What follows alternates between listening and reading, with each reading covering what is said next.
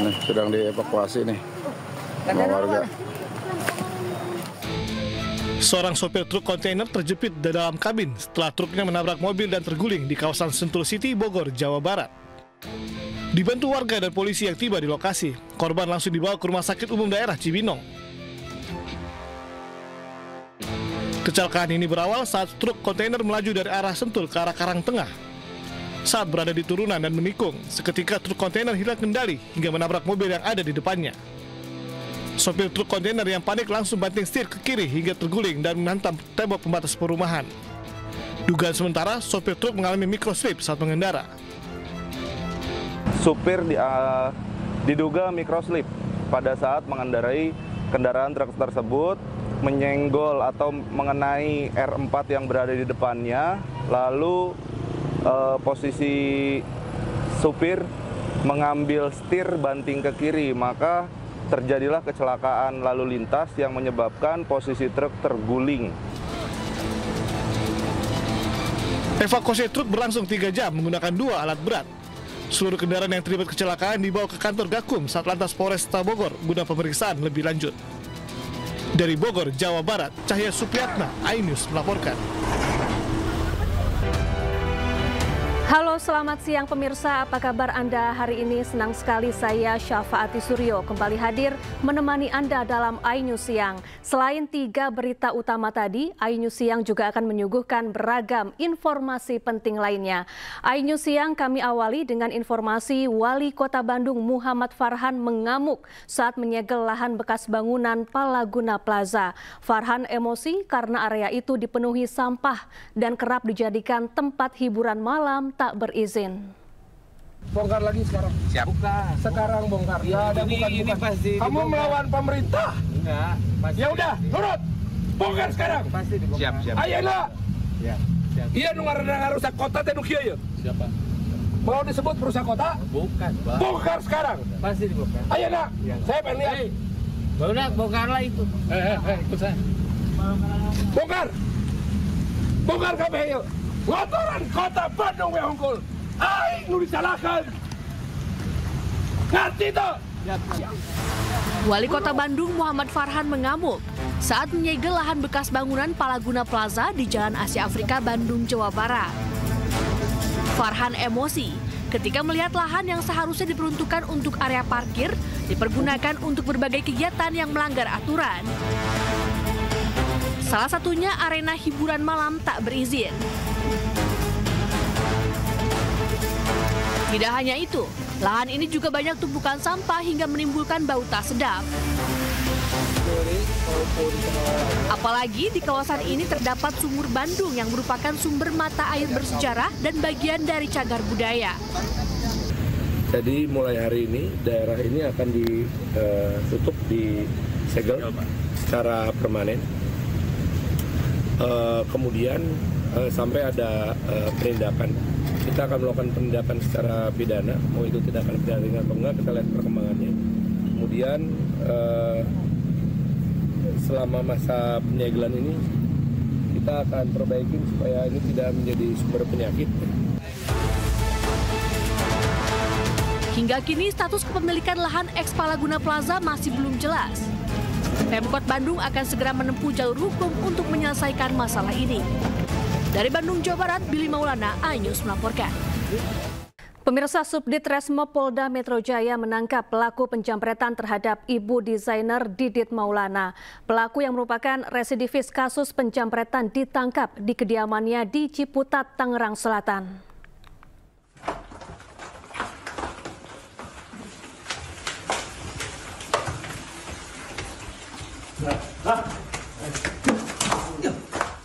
Pelaku penjamretan kalung yang sempat viral beberapa waktu lalu ini tidak berkutik saat diamankan petugas dari Subdit Resmo Polda Metro Jaya. Pelaku diamankan ke rumahnya di Ciputat, Tangerang Selatan, Banten. Selain mengamankan pelaku, polisi juga menyita motor yang digunakan untuk melakukan penjamretan. Dari hasil penyelidikan awal diketahui ini merupakan ketiga kalinya pelaku ditangkap dan berurusan dengan hukum.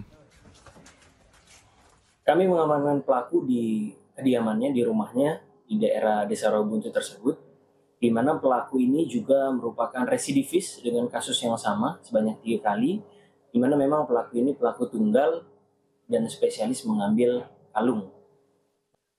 Pada hari yang sama, pelaku sudah 2 kali, di mana sebelum dia berhasil mengambil atau mencuri kalung di Radio Dalam, dia mencoba untuk mencuri di daerah Grinjing, Jakarta Selatan. Namun berdasarkan pengakuan dari pelaku tidak berhasil.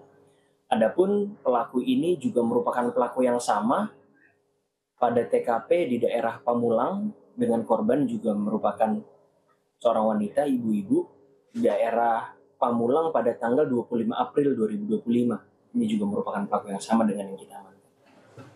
Penangkapan pelaku berawal dari laporan anak salah satu korban penjamretan, yakni seorang desainer ternama Indonesia, Didit Maulana. Menurut sang anak, korban menjadi korban jambret pelaku hingga mengalami luka memar.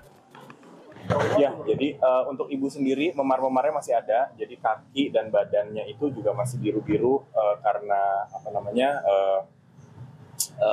jatuhnya itu ya, dan terus di kepalanya juga masih memar karena langsung terhantam ke aspal dan berdarah gitu. Tapi alhamdulillah sekarang beliau sudah bisa olahraga lagi, walaupun juga kita masih batasi sekarang di rumah aja atau di tempat-tempat yang memang ada penjagaan yang memadai.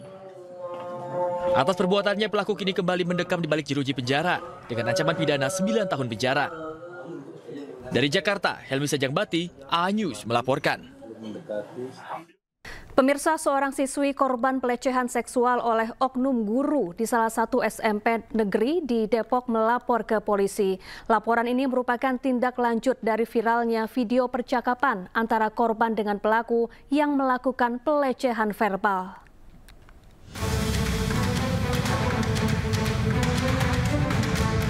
Seorang siswi korban pelecehan seksual oleh gurunya di salah satu SMP di Depok, Jawa Barat melapor ke Polres Metro Depok. Dengan didampingi sang ibu dan keluarganya, korban mendatangi polisi. Dugaan pelecehan seksual yang melibatkan oknum guru SMP itu mencuat ke publik setelah seorang ibu dari salah satu korban berinisial LS angkat bicara. Menurut LS, anaknya mengalami pelecehan verbal dari salah satu guru sekitar 2 bulan lalu. LS menilai tindakan guru tersebut sudah melewati batas dan berdampak buruk bagi psikologis anaknya. Tidak tahu sebenarnya kalau dari pihak sekolah tidak ada omongan gitu. Jadi mungkin pas aku konfirmasi ke pihak sekolah, karena kenapa tidak diberitahu orang tuanya, karena si anak ini bilang ke pihak sekolah bahwa tidak boleh dikasih tahu orang tuanya gitu.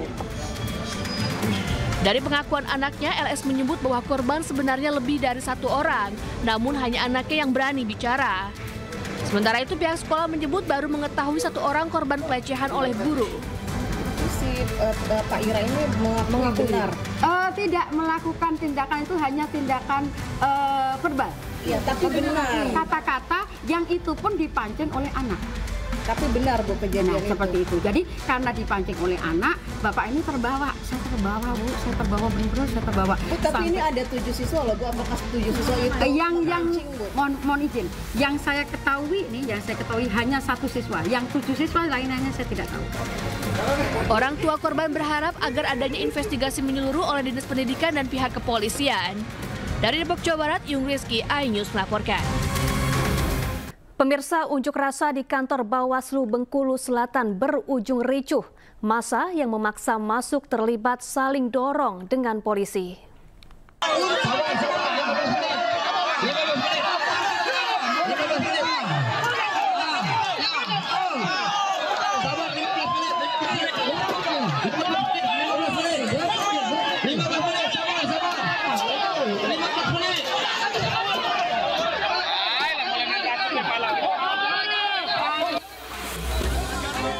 Bentrok antara polisi dengan pengunjuk rasa tidak terhindarkan di kantor Bawaslu Bengkulu Selatan, Bengkulu.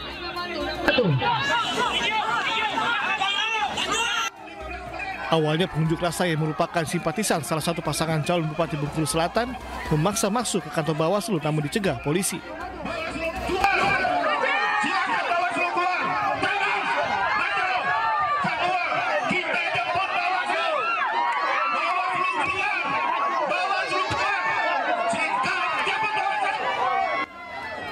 Massa yang marah lalu melempari polisi dengan batu.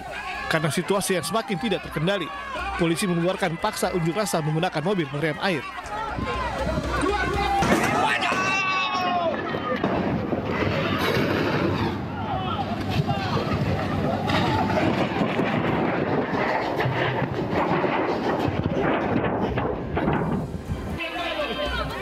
Dalam aksi ini, pengunjuk rasa menuntut kejelasan terkait dugaan rekayasa kasus penangkapan calon wakil Bupati Irsumirat yang diduga dilakukan pasangan nomor urut 3.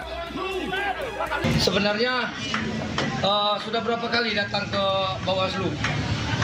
Sudah 8 kali datang ke Bawaslu. Bawaslu tidak mengedepankan independensi mereka, tidak mengedepankan profesionalitas mereka, sehingga melakukan kebohongan terus terhadap publik. Sejumlah peserta aksi terluka hingga harus dilarikan ke rumah sakit. Meski sempat mencekam, situasi di Bengkulu Selatan kini sudah terkendali. Dari Bengkulu Selatan, Bengkulu, Endro Wirawan, iNews melaporkan. Puluhan rumah di kota Bengkulu rusak berat akibat guncangan gempa 6,3 magnitudo yang terjadi dini hari tadi. Hingga kini petugas BPBD masih melakukan pendataan korban. Kelurahan Betungan, Kota Bengkulu menjadi salah satu lokasi terparah terdampak gempa. Di perumahan Rafflesia Bengkulu, ada sekitar 35 rumah mengalami rusak berat bahkan hancur, sementara sisanya mengalami kerusakan ringan. Warga masih berupaya membersihkan puing-puing bangunan dan perabotan rumah yang tertimbun material bangunan yang roboh. Mayoritas warga saat kejadian sedang tertidur lelap. Sementara itu, dari data Basarnas Bengkulu, belum ada laporan korban jiwa akibat gempa. Namun Basarnas bersama pihak terkait masih melakukan pendataan dan menunggu laporan dari sejumlah wilayah lainnya di Provinsi Bengkulu. Gempa berkekuatan 6,3 magnitudo mengguncang Provinsi Bengkulu pada pukul 2 dini hari yang berpusat di barat daya Kota Bengkulu. Anak kecil tadi, tapi sekitar jam 2 malam. Dan kami langsung panik kan, langsung keluar. Nggak tahu, sempat terjebak di dalam sebenarnya kan, nggak bisa keluar lagi. Ada yang luka-luka, Pak? Ada sih dikit, orang rumah tuh kena kepala. Kena kepala. Ya, untuk mengetahui situasi terkini pasca gempa di Bengkulu, kita sudah terhubung dengan rekan jurnalis iNews Endro Wirawan di Kelurahan Betungan, Bengkulu. Selamat siang, Endro. Bisa Anda tunjukkan bagaimana kondisi terkini di sana saat ini? Baik, rekan Safa, saat ini saya sedang berada di lokasi gempa di Kelurahan Betungan, Kota Bengkulu. Ya, saat ini warga yang rumahnya terdampak masih bertahan di lokasi, mengungsi sementara ke dekat rumah kerabat dan tetangga sekitar sini. Ya, kata Pak. Ya, Endro. Ya. Data terbaru ada berapa rumah yang rusak akibat gempa?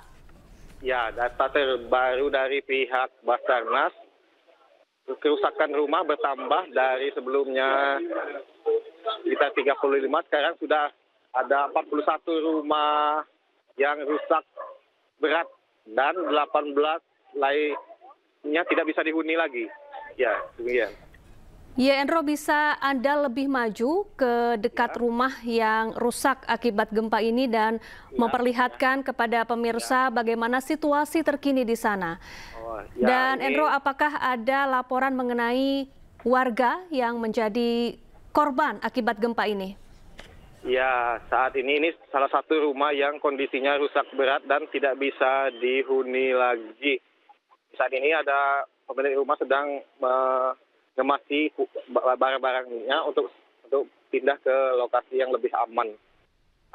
Sementara belum ada laporan korban jiwa, hanya ada korban luka-luka ringan akibat tertimpa material bangunan saat gempa tersebut terjadi. Demikian rekan Safa. Baik, kemana saja warga mengungsi setelah rumahnya hancur akibat gempa ini, Endro? Ya, saat ini tim SAR gabungan sedang mendirikan posko darurat untuk dapur umum dan tempat tinggal warga sementara. Namun warga yang memiliki keluarga lebih memilih pindah sementara ke rumah keluarganya masing-masing yang lebih dekat dari sini. Seperti itu, Safa. Ya, apakah sudah ada bantuan yang disalurkan kepada warga korban gempa? Ya, ada bantuan dari BPBD dan Polda dan pihak terkait lainnya mulai mengalir hingga siang ini, seperti sembako dan peralatan lainnya ya yang dibutuhkan pengungsi, seperti itu. Baik, Endro, sambil Anda memperlihatkan kepada pemirsa bagaimana situasi terkini rumah warga yang hancur akibat gempa, ini kerusakan atau gempa ini terdampak di wilayah mana saja di Bengkulu? Ya. Bisa Anda lebih maju lagi, Endro? Oh ya. Agar kami bisa melihat lebih jelas bagaimana situasi terkini di sana. Ya, ini suasana warga maupun pengungsi yang rumahnya saat ini hancur dan tidak bisa dihuni lagi. Ya, seperti ini ya kondisinya. Ini ada juga bantuan dari PMI sepertinya untuk warga. Ada berapa wilayah yang terdampak gempa, Endro? Yang sejauh ini terdata baru di Kelurahan Betungan yang kondisinya cukup parah dan paling banyak mengalami kerusakan. Sementara di daerah lain hanya mengalami kerusakan ringan seperti itu. Ya, Endro, kalau berdasarkan keterangan dari warga setempat, bagaimana detik-detik gempa ini terjadi dan kemudian warga menyelamatkan diri? Karena gempa ini kan terjadi saat dini hari di mana mayoritas warga sedang tertidur lelap. Ya, baik. Namun, ya betul sekali saat kejadian mayoritas warga sedang tidur dan dikagetkan dengan suara gemuruh yang cukup keras dan goncangan yang cukup lama, lebih dari 1 menit seperti itu, dan mulai merusak bagian bangunan sehingga warga menyelamatkan diri keluar rumah. Seperti itu, Safa. Berapa kali gempa dirasakan oleh warga? Gempanya cukup 1 kali dan hingga pagi ini belum ada gempa susulan. Baik, terima kasih Endro Dwirawan, jurnalis iNews langsung dari Bengkulu, dan selamat bertugas kembali. Ya pemirsa, dan berikut kami tampilkan kembali kondisi sejumlah rumah yang rusak akibat gempa yang mengguncang Bengkulu dini hari tadi. Dan pemirsa, ini adalah situasi terkini di Bengkulu usai gempa 6,3 magnitudo mengguncang wilayah ini pada dini hari tadi. Gempa terjadi saat mayoritas warga sedang tertidur lelap. Tapi aman kan? Tidak ada yang ikut. Warga mengaku merasakan gempa yang sangat kencang dengan durasi lebih dari 1 menit. Tercatat 41 rumah rusak akibat gempa.